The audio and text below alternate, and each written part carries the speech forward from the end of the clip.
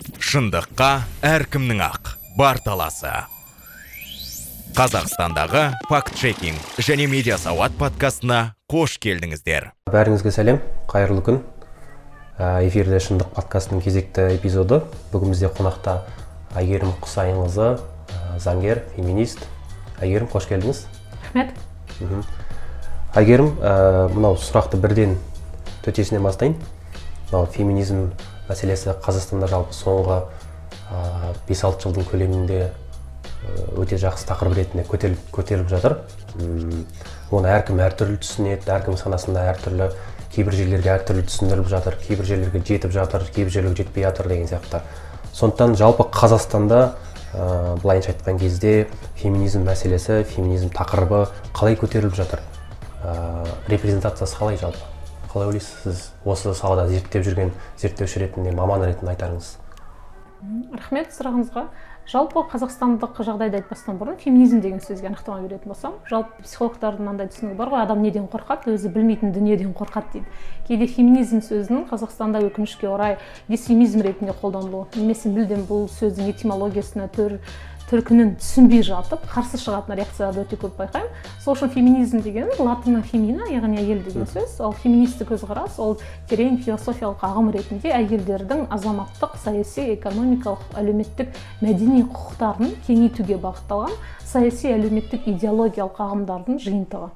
Енді кез келген әйелдің құқығын, теңдігі үшін күресушілерді бізде феминистер деп атайды. Кез келген әйел еркек емес, иә? Жоқ, феминита латынның әйел деген сөздің аудармасы. Мен мысалға кейбір кезде андай нәрсе айтамын, феминизм ол тек қана әйелдер емес, еркектердің де құқығын қорғайды. Яғни ол гендер, жыныс, қандай да бір жыныс өкілі зардап шексе, зияндық көрсе, сонда қорғайды деп. Мысалға менің түсінігімде феминизм басқа ма сонда, или қалай? Феминизмнің ең бірінші жалпы бағыты ол әйелдердің өкінішке орай ғасырлар бойы тапталып келе жатқан патриархалдық жүйесінің құқықтарын еркектермен теңестіру. Ол қай салада болсын, көбінешеден азаматтық, саяси, экономикалық, мәдени құқықтарын теңестіруге феминистік бағытталады. Бірақ та қазіргі таңда феминизм бірнеше тармақтары, бірнеше ағымдар болғандықтан сізде сондай түсінік қалыптасуы мүмкін. Бірақ та ең бірінші бағыт әйелдердің құқығы, ол феминистердің ең бірінші зерттеу тақырыбы, зерттеу пәні сол болып табылады. Сол феминизм ағым ретінде ең алғаш 19 ғасырдың соңында, 20 ғасырдың басында бірінші ағым сол кезеңдерге келеді. Ол кездегі яғни суфражистік қозғалыстар, әйелдердің эмансипациясы, сайлау құқығымен байланысты. Екінші толқын 60-70 жылдарға келеді, және үшінші толқын әлем бойынша 90 жылдан басталады. Яғни үш толқынның, үш феминизмнің алға қойған мақсаттары көздеген әр қалай, бірақ та әр мемлекеттегі өзіндік бір феминизмнің ерекшеліктігі бар деп ойлаймын. Енді мынау феминизмге қатысты тағы да бір шығу тегіне қатысты бір не бар да. Мысалға мен өзім естігем, мен шын керек оқыған өттім. Феминизм ол 8 наурыздан, 8 наурыз кезінде әйелдердің көтерілісі болған, есімі кім еді, сол ұмытып тұрмын қазір. Сол кезден бастап пайда болып келе жатыр, сол кезден бастап феминизмнің негізгі мақсаты әйелдер еркектермен теңестіру. Билік басында еркектер көбейіп кетті, соны бір теңестіру үшін, еркектер озбырлығын жою үшін әйелдер көтеріліске шығып, осы бір құқықты қорғап жатыр деген сияқты. Сондай бір не бар. Осы бір немен байланысы бар ма шығу тегінің? Әрине байланысы бар, бірақ та жалпы феминизм ғылымдағы, әлеуметтік философиядағы ағым ретінде 8 наурызға дейін де болған. 8 наурыз жалпы феминистердің азаматтық белсенді қозғалысының салдары десем де болады. Яғни бізде мысалы Қазақстанда 8 наурыз халықаралық әйелдер күні деп жатады, бірақ та бұл халықаралық сипат емес. Мысалы барлық мемлекеттерде 8 мамыр 8 наурыз өйтіп тойланбайды. Меніңше өйтіп әйелдердің құқығы дегенше біз әйелдерді тек қана 364 күн бірінші күні құттықтап, қалған 364 күнде сен асханаға бар, орның асханда. Мен мысалы қазақстандық қай кино екенін айтпай қояйын, бір кинодан естіп қалғанмын, женщина твой день 8 марта дегенді айтады. Әзіл ретінде қабылдайды. Мен оны әзіл ретінде қабылдай алмаймын, өкінішке орай. Бірақ та ол шындық шығар қазақстандық қоғамнан. Яғни бір күн әйелдерді сыйлау, қалған күні сен қызметшісің. Ондай көзқараспен біз күресеміз, феминисткалар. Бізде тіпті анау жарнамаларда да бар ғой, білесіз бе? Баяғыда мен мектеп кезінде көретін едім. Жарнама көріп отырасың, кино көріп отырасың, сериал, жарнама шығады. Жаным, сен типа босататын уақыт келді, болды. Сен босататын машина емессің. Босататын машина емессің дейді, босататын машина әкеліп береді. Қуанып кәдімгідей. Соның өзін бір неге ортаға шығарады да, әйел ыдыс жуатын адам ретінде деген түсінікті қайта ортаға өндіреді да. Әрине бұл объективизм. Тура бұсындай маркетингтік ағымдар білесіз бе, Америкада 60 жылдар болған. сол кезде Америкада феминисткалар күрескен еді. Неліктен сіздер әйелді машина жуатын құрал ретінде көресіз, яғни объект, ешқашан субъект емес. Осындай көзқарастан олар арылды, бірақ өкінішке орай мен байқағаным, Қазақстанда қазірге дейін, мысалы бізде Самал Уотер болсын, Шока Тревелдің ең атышулы жарнамасынан кейін, стюарттарды қалай көрсеткеннен кейін, 2016-15 жылдан кейін, меніңше Қазақстандағы феминизмге сол кезде бір жаңа толқын леп пайда болды деп айта аламын. 2010 жылданға дейінгі қазақстандық феминизм, 2016-дан кейінгі қазақстандық феминизм, немесе жалпы Қазақстандағы әйелдердің құқығының бұзылуына құлақ түре бастауға бірнеше оқиғалар әсер етті. Жаңағындай жарнамалар, немесе мысалы Баян Есентаеваның пышақтың астына түсу деген сияқты осындай белгілі тұлғалардың проблеманы көтере бастағаннан кейін ғана бізде биліктен жоғарыдан төменге емес, төменнен жоғарыға қарай жалпы феминизм айтыла бастады, талқылана бастады. Ал қазақстандық феминизмнің әлемдік феминизмнен басты ерекшеліктерінің бірі біздің әрине қазіргі таңдағы Қазақстанда заң бойынша айту мүмкін, де юре бізде еркектер мен әйелдер тең ғой деп. Яғни құқықтық жағынан біз бірнеше халықаралық конвенцияларға қосылғанбыз. Бізде 2009 жылғы еркектер мен әйелдердің теңдігін қамтамасыз ету бойынша мемлекеттік кепілдік туралы заң бар. Конституцияның 14 бабында да жазылған жыныстық ерекшеліктеріне байланысты кемсітуге болмайды деп, бірақ өкінішке орай де-факто бізде кемсітушіліктер әлі де бар. Жынысына байланысты, әйелдің қоғамдағы статусына байланысты. Және бұл кемсітушіліктерді өкінішке орай бізде қалай ақтауға тырысады?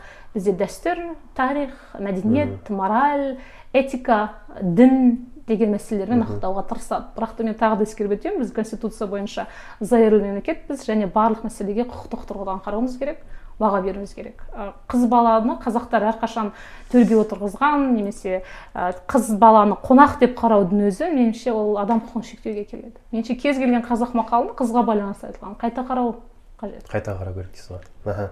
Енді қараңыз, Қазақстандағы феминизм 2016-ға дейін, 16-дан кейін деп айтып отырсақ, бөлуге болады. Бөлуге болады, Енді Қазақстандағы феминизмнің мысалға қандай да бір ерекшеліктер бар ма? Мысалы әлемдік феминизм, мысалы Америкадағы, болмаса Ресейдегі, болмаса бағанағы Еуропа мемлекеттеріндегі феминизмнан ерекшеліктері, болмаса бір басқа бір дүниелері бар ма? Меніңше бар. Сіз байқаған? Меніңше бар.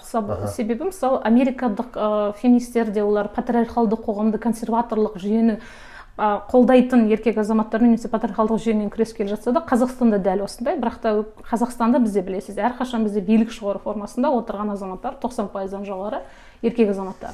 Меніңше әлі күнге дейін қазақстандық феминизмнің жоғары деңгейге көтере алмауы, немесе біздің кейбір айқайымызды биліктің естімей жатуы, биліктегі әйелдердің үлесінің аз болуы. Неге аз десек, оның тарихи мәдени себептерін іздеуге болады. Олар көп жағдайда біздің азаматтық белсенділерді феминист саласындағы зерттеулерімізді жоғары деңгейдегі лайықты деп көрмейді. Немесе билікте тек қана еркектер отырғандықтан бізде шешім шығарған кезде де әйелдер бізде көрінбей қалады. Не дауысы шықпайды, не үні шықпайды. Көрсету керек болса, тек қана көп балалы аналарды ғана көрсетеді. Әйелдердің репрезентациясы тек қана көп балалы ана емес қой. Ол соло ана болуы мүмкін, ол ғалым әйел болуы мүмкін, ол ғалым спортсменші болуы мүмкін, ол шахтада жұмыс жасағысы келетін, бірақ жасай алмайтын әйел болуы мүмкін. Яғни әйелдердің бізде келбеті өте көп. Сондықтан да біз 2020 жылғы 8 наурыздағы маршымызда әртүрлі әйелдердің құқығы деп аталды. Ол феминизмдағы интерсекционалды феминизм ағымы. Яғни бізде феминизм бірнеше ағымдар бар ғой. Экофеминизм дейміз қазір, антирасистік феминизм, интерсекционалды феминизм, марксистік феминизм. Соның ішіндегі интерсекционалды дегеніміз әйелдердің әртүрлі сипатын. Ол яғни LGBTQ ма, ол қандай да бір әлеуметтік кемшіліктері бар ма, немесе жыныстық сексуалдық бірегейлігіне байланысты ерекшеліктеріне болмасын, барлық әйелді бірдей әйел ретінде қарау. Енді бағанағы марш туралы айтып отырсыз.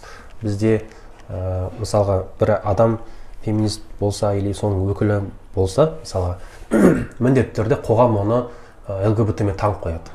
Мысалға, ойбай, сен сонда қалай, сонда феминистсің десең, сен сонда анау бір жыныстыларды қолдайсың ба, әлде қалай, сен лесбийсің ба, әлде сен гейсің ба, транссексуал, бисексуалсың ба деген сияқты сондай бір бағана бір таңып қояды да. Болмаса бізде феминизмді сол ракурстан қарайды көбіне. Қоғам сол ракурстан қарайды. Енді басқа тарапты білмеймін, бірақ бізде қоғамның мысалы реакцияларын әлеуметтік желідегі мысалы попит ойыншықты өртеу арқылы көреміз, болмаса басқа да бір реакциялар арқылы көреміз қоғамның реакциясын. Сол кезде бізде феминизмнің несі сол бағана ЛГБТ-ның төңірегінде ғана жүреді да. Бұның тараптан кінә кімнен деп ойлайсыз? Феминизм дұрыстап ағартушылық дұрыс жүргізілмей жатыр ма, әлде оны түсіну тарап дұрыс болмай жатыр ма? Осы тараптан проблема қай тұста? Мен бұл жерде негізі ешқандай проблема көрмеймін, себебі ағартушылық мәселесі бойынша неліктен біздің мысалы 8 наурыздағы марштағы мен өзім естіген ең үлкен сын солай болды. Сендер феминистер маршы дедіңдер, бірақ та ЛГБТQ-лардың туын көтеріп шықтыңдар, демек сендердің көздегенің басқа, астарлы көзқарас немесе саяси себеп іздеп кеткендер де болды. Бірақ та бізге мынаны түсіну керек. Феминизм ол әйел құқығы, яғни ол адам құқығы. Хиллари Клинтонда ең атақты сөзі бар ғой, әйел құқығы ол адам құқығы. Яғни біз екеуіне тең қарауымыз керек. Бізде адам құқығы деген кезде көбінесе неліктен көз алдыға еркек адам ғана елестейді. Яғни ол ағылшын тілінде де солай, Human rights деген кезде human all men. Woman деген сөзді human ішіне қоспайды. Оны сонау Эдвард Саидтің ориентализмнен келе жатқан мәселесі десек болады. Ал қазіргі таңдағы әйелдер деген кезде біз ол әйелдердің тек қана бұл біздің жынысымыз ол биологиялық. Еркек әйел бұл биологиялық. Бірақ та әлеуметтік бізде сексуалдық біргейлік ол тек қана еркек пен әйелден тұрмайды. Ол бірнеше ағымдардан, жаңағы LGBTQ, лесби, гей, лесбиянка, квир да болуы мүмкін.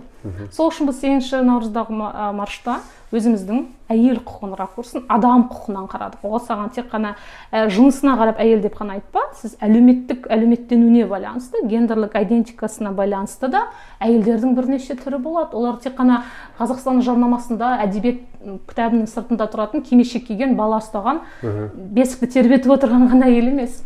Осыған көзқарасымызды өзгерткіміз келді. Ал дұрыс түсінбеушілік меніңше ағартушылыққа байланысты, феминизмге байланысты, Симон де Бовуардың «Второй пол» деген сияқты кітабы, мысалы, 20 ғасырдағы ең үздік 100 кітапқа кіреді. Сол кітапты оқыса, жалпы феминизм жайлы түсінік пайда болатын еді. Бізде барлық мәселе сауатсыздықтан және білмейтін мәселеден қорқудан туындайды деп ойлаймын бүкіл проблема. Білгісі келген адамға ақпарат барлығы жеткілікті. Тіпті қазақ тілінде де феминизм жайлы жазылып жатқан қазір еңбектер баршылық. Енді қараңыз, мысалға феминистердің арасында еркектер де бар, мысалға феминизмді қолдайтын, мысалға оның басқасында жүрген. Енді мысалға кейбір әйел адамдар еркектерге айтады, сендер феминист бола алмайсыңдар, сендер профеминистсіңдер дейді.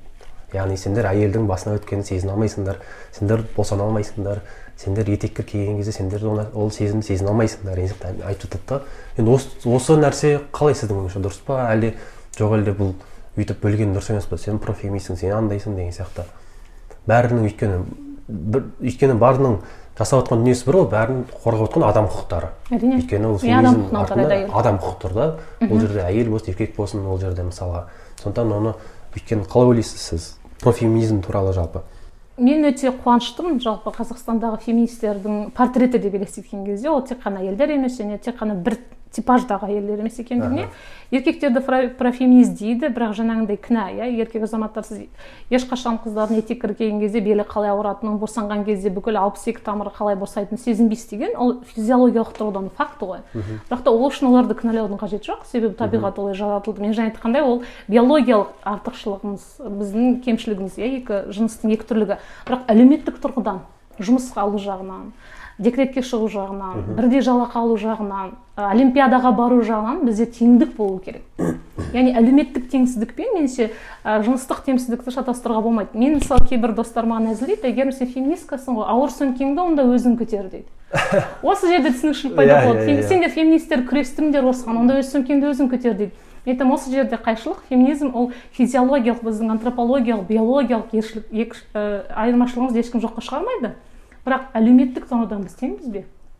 Феминизм көздеген осы ғой. Әлеуметтік жағынан біз тең болсақ, феминистің жетістігі сол. Бірақ та бұл жердегі шатастыру меніңше кей жағдайда кейбір азаматтардың феминизмнен қорқатыны билік еркектердің қолынан кетіп әйелдерге кетеді деуі мүмкін, немесе тағы да қазақ мақалы әйел бастаған көш оңбайды деген өте сексистік мақалдары, немесе бала кезгі бала бақшада бала сен машинамен ойна, қыз бала сен қуыршақпен ойна деген жылдар бойы қалыптасқан тәрбиенің салдары деп ойлаймын. Бірақ та ол пікірін өзгертіп профеминистік мен әйелдің құқығын қорғаймын деп айта алатын азамат, ер азамат, ол адам құқығын сезінетін және өзінің жолдасының әйелінен өзінен күшті болып кетеді деген қаупі жоқ азаматтар ғана, яғни өзіндік бағасы жоғары азаматтар ғана меніңше профеминист бола алады. Және профеминистке келіп жатқан ер азаматтардың көптігі мені феминист ретінде әрине қуантады. Көзі ашық, көкірегі ояу және үнемі ізденісте жүретін азаматтар ертеме кешпей феминизмге келуі қажет. Енді қараңыз, мысалы бағана өзіңіз феминизмнің түрлері туралы айттыңыз да, әртүрлі. Соның әрқайсысын жеке-жеке түсіндіріп айтып беріңізші, мысалға мынандай деген сияқты. Соның ішінде мен радикал феминизм туралы бір сұрағым бар еді. Сіз бірінші түсіндіріп алсаңыз болады. Иә, бізде негізі феминизм бұл да ғылыми әлеуметтік сала болғандықтан, философиялық ғалым болғандықтан өте жақсы дамып жатыр. Қазір бірнеше салалар бар, зерттеулер бар, адам құқығы тұрғысынан арасында. Мысалы бізде мәдени феминизм деген бар, культурадағы жалпы мәдениет қалай дамыды. Ғасырлар бізде суретшілер, музыканттар тек қана мысалы еркек азаматтар болып келді. Тіпті Шекспирдің де шығармаларын оның қарындасы жазып берді, Бетховеннің де әйелдер жазған, ол өзінің атына жазып алды деген қазір тарихи фактор анықталып жатыр. Яғни біздің қазақ әдебиетінен өзінен қараңыз, қазақ әйелдер жазушылары қолмен санаулы. Бірақ олар көрінбесе, олар жоқ болды дегенді білдіре ме? Әлде сол кезде біз солай көрсетуімізге тура келді ме? Мысалы, мәдени феминизм осыған көңіл аударады. Экофеминизм олар қазіргі қоршаған ортаны қорғауға байланысты бізде бірнеше проекттер бар Алматыда. Мысалы, Алматының қазір өздеріңіз білсеңіз, таза ауасын жөндеуге байланысты зерттеп жүрген эколог қыздарымыздың барлығы феминистер. Олар мысалы Қазақстанның кез келген азаматтың таза ауа құқығы бар. Бізде конституцияға нақты айтылмаса да, кез келген Қазақстан азаматтың таза ауа құқығы бар. Мысалы, Кореяның конституциясына олар осыны қосты. Таза ауа құқығы деген. Бізде сол таза ауа мәселесімен, экологиялық мәселемен айналысып жүрген феминистер, олар адам құқығы. Менің адам ретінде таза ауа құқығым бар, және мен экологиялық белсенді боламын. Мен феминист ретінде тек қана әйелдердің емес, планетаның жағдайына бей-жай қарай алмаймын. Себебі экологиялық белсенділерден Грета Тюрнбергтен бастап әйел азаматтар. Әлем бойынша Гринписке шығатын маршруттың 50%-дан астам әйел азаматтар. Яғни экофеминизм дегеніміз экологиялық табиғи ресурстардың шектелуіне байланысты әйел азаматтардың қаншалықты құқығын, кемшілігін бұзылып жатқан көрсетеді. Және әлемдегі қазір технология дамуына байланысты ең көп жұмыссыз қалып жатқан сала ол ауыл шаруашылық білесіз. Ал ауыл шаруашылық саласының 70-80%-ында жұмыс жасайтын ол балалар мен әйелдер. Яғни экофеминистер осы мәселені көтереді. Марксистік феминизм жолы Маркс пен Энгельстің теориясы бойынша адамдардың тапқа бөліну кезінде феминистерді жалпы қалай көрсетті бізге. Маркстың көзқарасы қалай болды? Психоанализде болсын, мысалы Зигмунд Фрейдтің феминизмге көзқарасы қандай болды? Зигмунд Фрейд те әйелдердің құқығын шектеді ме? Ол сексист болды ма? Немесе Зигмунд Фрейдке біз 21 ғасырдың ракурсынан қарау қаншалықты дұрыс деген мәселелер бойынша зерттеулері өте көп. Және интерсекционалды феминизм дегеніміз ол әйелдердің гендерлік идентитетіне байланысты, біргейлігіне байланысты. Яғни әйелдер тек қана LGBTQ өкілдері болуы мүмкін, немесе денесінің кемшілігіне байланысты мүгедектігі бар азаматтар болуы мүмкін. Интерсекционалдық сол мәселелерді қарайды. Яғни бізде Қазақстанда мүгедек әйелдер мүгедек еркектерге қарағанда мысалы қандай да бір құқықтардың кемшіліктер бола ма деген сияқты. Немесе жалпы феминизмдер барлық әйелдерді қорғау, бірақ әйелдердің проблемасы өте көп болғандықтан біз олардың басынан өтетін проблемасына қарай сала-сала бөлуге тырысамыз. Мысалы, жас жұмысқа кірген, кеше ғана университет бітірген қыздар қандай проблемамен кезігуі мүмкін? Жұмысқа кірген кезде мысалы харасмент ол да проблема, немесе жасын сұрау, эйджизм. Немесе осы кезде тағы да бір түсінушілік тұрады, неліктен стюардессаға бойы 170-тен жоғары әдемі қыздар алынады. Бұл феминизмге қайшы ма деген пікірге біздің заңнамада көрсетілген ең жұмысқа берушінің қандай да бір сала бойынша ерекше талаптарын болуы, бұл әйел құқығын бұзуға келмейді. Немесе кейбір азаматтар маған да феминистер айтатын, онда сіздер неліктен қылмыстық кодекстің барлық баптар білесе әйелдерге қолданылмайды, өлім жазасы бізде жоқ, бірақ та кейбір қылмыстық баптар әйелдерге қолданылмайды. Бұл неліктен феминистер бұған күреспейді? Бұл адам құқығы мәселесінде заң бойынша кемсітуші болып саналмайды. Немесе неліктен еркектердің, бізде білесіз Қазақстанда өмір сүру ұзақтығы еркектер әйелдерге қарағанда азырақ өмір сүреді. Және қазіргі денсаулық сақтау министрлігінің жоспары бойынша еркектердің өмір сүру ұзақтығын ұзарту бойынша бір нәрсе бағдарлама бар.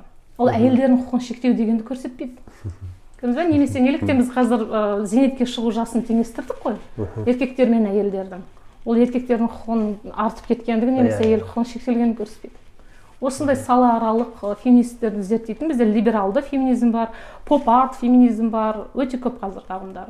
Бірақ Қазақстанда меніңше салаға бөлместен бұрын жалпы феминистердің мақсатын түсіндіріп алған дұрыс сияқты. Әйелдердің сала бойынша, соның ішінде көбінесе бізде құқық бұзылатын, мысалы саясаттағы әйелдер бізде өте аз. Үлесі World Bank'тің әлемдік бізде gender gap деген рейтингісі бар. Сол 5 сала бойынша әйелдердің теңдігін қарастырады. Сол көрсеткіш бойынша өкінішке орай біз соңғы 15 жылда таудан домалаған тас сияқты рейтингімізді төмендеп бара жатыр. Яғни саясаттағы, білімдегі, еңбек саласындағы әйелдердің көрінуі, олардың құқықтарын пайдалануы. Мысалы, білім саласында өзіңіз мектептен де есіңізде шығар, мектепте ең жақсы оқитын көбінесе кімдер? Ол қыз балалар.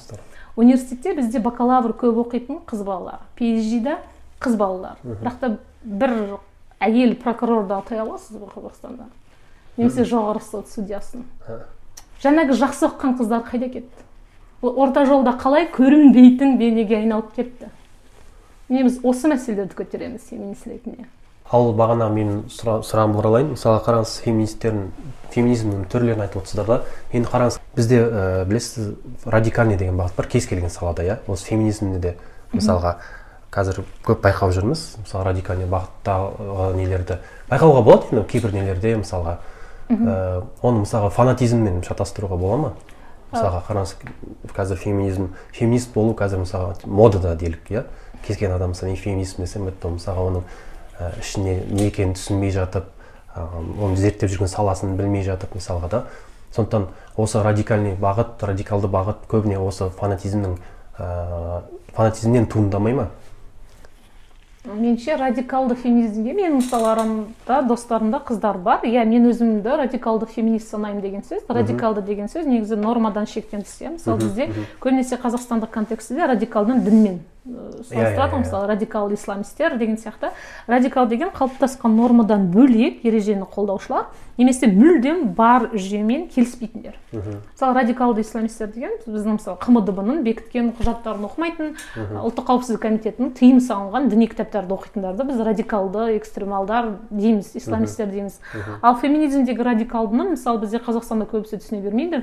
Өзінің радикалды феминизм деп сезінетін азаматтар, ол қазақстандық жалпы феминизмнің әлеуметтік ғылым ретінде қалыптасқан, яғни әйелдердің теңдігі, эмансипациясы, олардың жалақысын теңдеу мәселесінен де бөлек жоғары сатыдағы жоқ, әйелдер қанша ғасырлар бойы патриархалдық жүйенің құрбаны болып келді.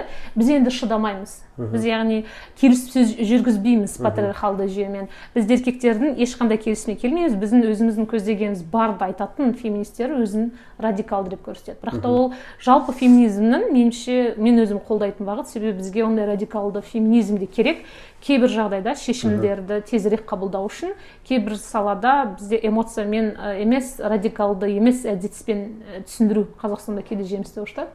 Сондай кезде меніңше біз кез келген бағыттың феминизмін қолдауымыз қажет. Ал жаңа сіз тренд деп айттыңыз, меніңше трендтің де әлеуметтанушылар бұған байланысты зерттеулер бар.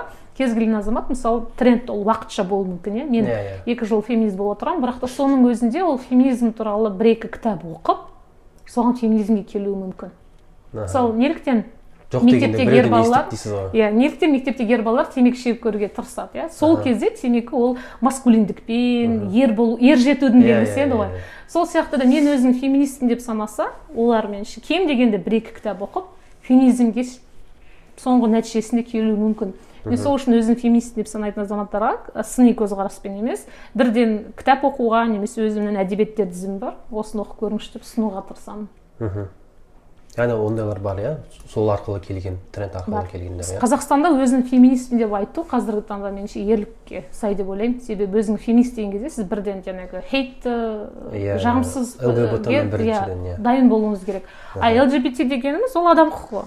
Адам құқығын түсінген адам, ЛГБТQ-да олар да адам, демек олардың да менімен бірдей тең құқы болу керек деген ракурстан қарау керек. Яғни маған ұнамайды, сен маған ұнайтындай киінбейсің, сосын сен дұрыс емес деу, ол қоғамдағы сегрегацияға өте үлкен проблемаларға алып келіп жатыр, өкінішке орай. Енді ерлер мен әйелдер арасындағы бағанағы гәп деп айтып отырсыз ғой? Разрыв, иә. Жалақы болсын, мысалға қоғамдық жұмысқа орналасу жағынан кедергілер болсын, мысалға немесе әйел адамның кез келген жұмыс істеу тұрғысынан мүмкіндіктері болсын, мысалға.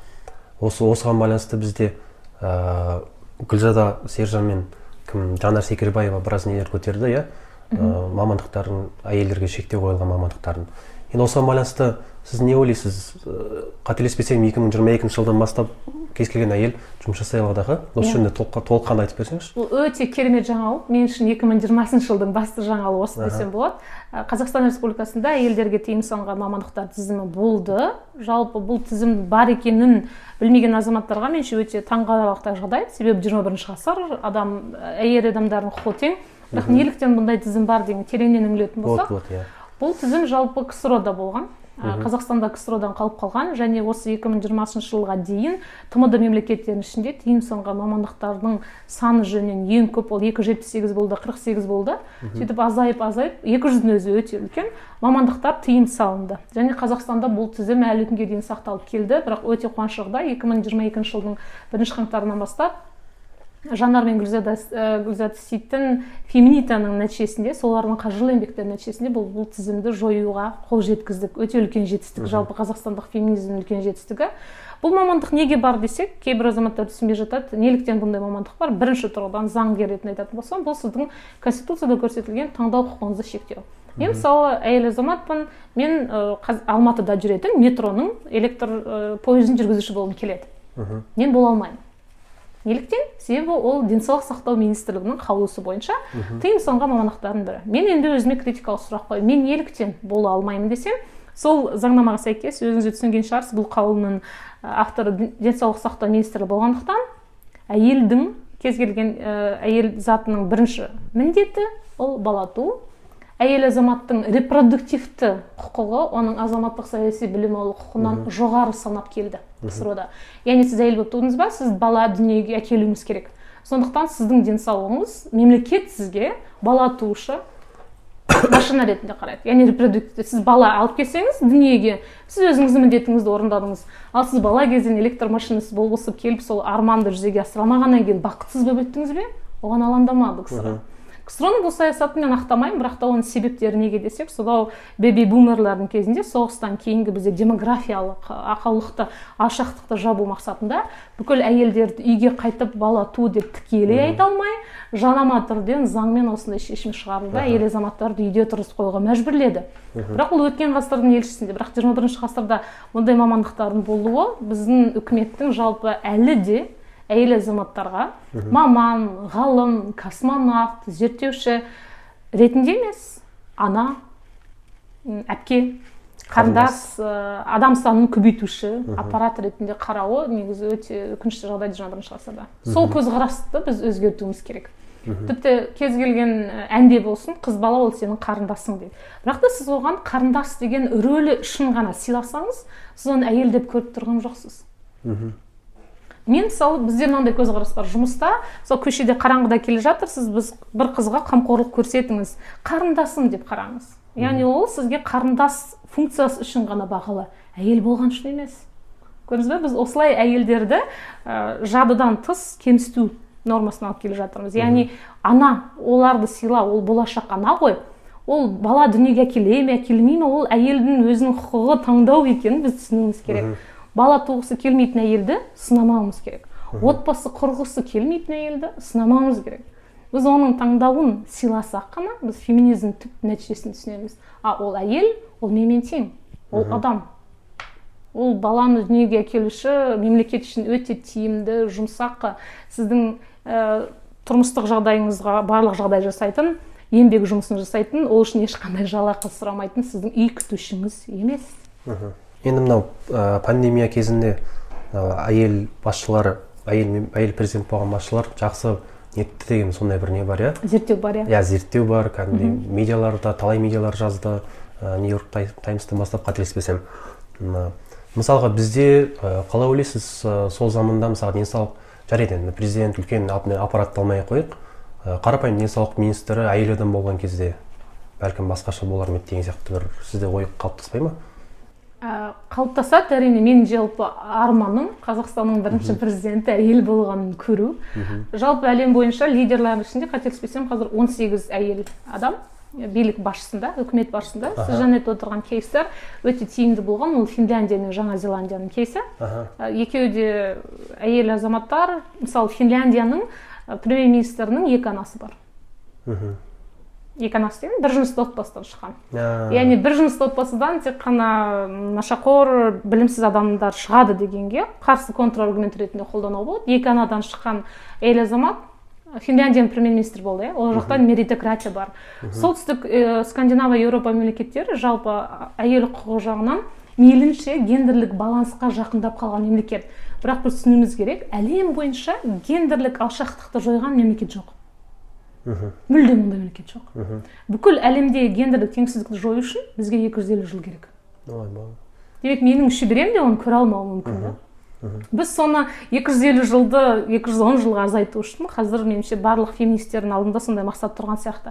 Елшілер байланысқа келетін болса, көп жағдайда әйел басшыдан неліктен Қазақстанда әлі күнге дейін қорқады, немесе менің тағы да жеке кейсімде Қызылорда облысының әкімі Гүлшара ханым мемлекеттік хатшы әкім болған кезде мен қатты қуандым.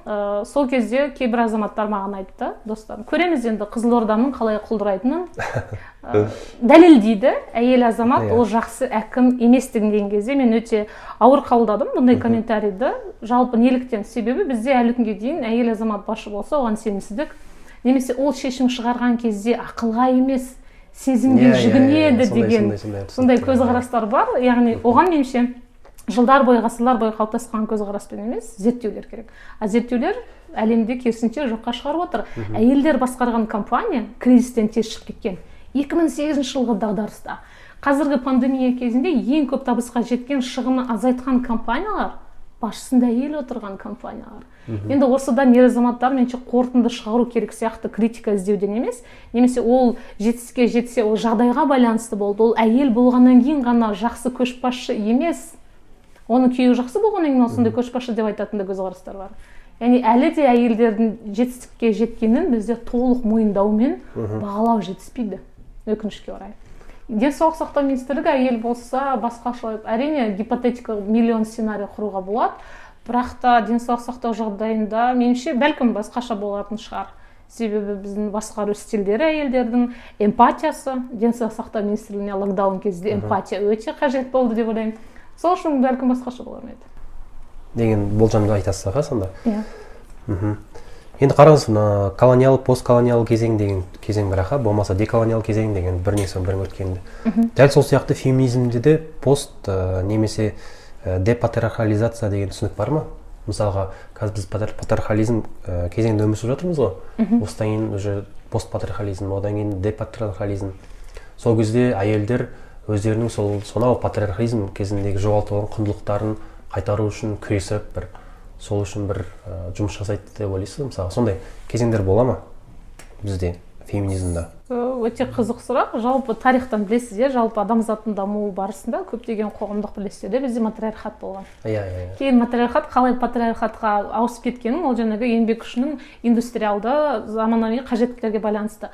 Ал постколониалдыққа келетін болсақ, бұл қазір әлеуметтік ғылымдар саласындағы өте үлкен зерттеулер жүргізіп жатыр.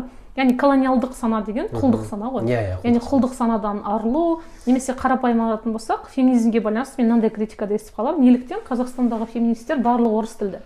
Немесе қазақ тілді феминистер керек? Немесе феминист деген портрет елестеген кезде көптеген азаматтарға мынандай қыз елестейді көзіне, орыс тілді, міндетті түрде отбасы құрмаған, 20 мен 25 жас аралығындағы мемлекеттік қызметте істеп көрмеген, тұрмыстық зорлық көрмеген, бірақ өзгелердің құқығы үшін күресуші қыз деген бір портрет оқып қалдым бір жерде, сол елестейді. Бірақ та ол да тағы да стереотиптік мышлениеге келеді. Колониализм мен феминизмнің байланысы жалпы патриархалдық қоғамда ғасырлар бойы қалыптастық, және қазіргі таңда біз патриархалдық жүйемен күнделікті күресеміз. Ол қарапайым және біз айтқан мақалдан бастап менің жалақымдағы алшақтыққа дейін, немесе әкімді әлі күнге дейін әйел азаматтың әкім ретінде елестете алмауымыз, бұл ғасырлар бойы қалыптасқан патриархалдық жүйенің салдары. Ғалымдар, суретшілер бізде өте көп постколониал феминизмге жағып жатқан еңбектер өте көп. Сәуле Сүлейменова осы тақырыпты өте жақсы көрсетеді. Келін бейнесін импровизациясы арқылы. Дәл осындай феминизмге келетін болсақ, меніңше біз патриархалдық жүйені жеңуге болады. Бірақ мен жаңа айтқанда 250 жылдан артық керек болса, біз патриархалдық жүйені жеңіп, матриархалдық жүйеге келеміз дегенге де сенбеймін, өзімнің болжалдық футуристік көзқарасым бойынша. Ал постколониалдық жүйедегі феминизмді жазу арқылы біз көбінесе өзіміздің тарихымызды тануға келеміз. Жаңағыдай біздің тарихтағы әдебиетте, тарихта тек қана томирис емес қой қызбашы болған, немесе Ғазиза Жұбанова ғана емес композиторлардан. Осыларды постколониалдық біздің Ресейдің архивтерінен қазақ әйел ғалымдар туралы деректерді іздеу, қазақ әйелдер туралы кино түсіру, Алжирдегі қаншама зерттелмеген бізде әйелдердің өмір баяны бар. Соларды зерттеу жаңағы постколониалдық феминистік ағымға келеді. Ол да патриархалдық жүйемен күрес. Неліктен біз оларды көрмей қалдық? Неліктен біз оларды білмей қалдық? Себебі патриархалдық жүйе бізге солай көрсеткісі келді. Тарихты жазушылар да ғасырлар бойы еркектер болды. киноны түсірушіде әлі күнге дейін режиссерлер еркектер. Википедиядағы 10 редактордың 8-і еркек. Сол үшін Википедияда еркектер туралы мақала әйелдерге қарағанда көбірек. Енді сіз көріп тұрғандай патриархалдық барлық саланы жаулап алған, патриархалдық жүйе жоқ дейтін сала жоқ. Кейбіреу айтуы мүмкін, педагогика мен медицинада әйелдер көп қой деп. Бірақ солардың лидерлік, көшбасшылық санатта еркектер басым. Неліктен хирург әйелдер өте аз? Неліктен медсестралар, медбикелер әйелдер? Неліктен медбике қыздың мамандығы болып саналады, хирург еркектің мамандығы болып саналады? Ол және гендерлік сегрегацияға жұмысты көзқарас алып келеді. Хирург ол интеллектуалды жұмыс, ол жалақысы өте жоғары, демек еркек болу керек. Ал медбике бұл өте оңай жұмыс, әйелдің жұмысына ұқсайды. Тазалау, жинау, демек әйелдің жұмысы. Әйгерім, жақсы, сізге сұхбатыңызға рахмет. Сізге рахмет, шақырғандарыңызға. Өте бір жақсы қарапайым мысалдармен түсіндіріп бердіңіз. Құрметті тыңдармандар, естеріңізге сала кетейік, бізді жобаны Медианет халықаралық журналистика орталығы және Конрад Аденауэр қордың қолдауымен жүзеге асырып жатыр. Келесі эпизодта кездескенше аман сау болыңыздар.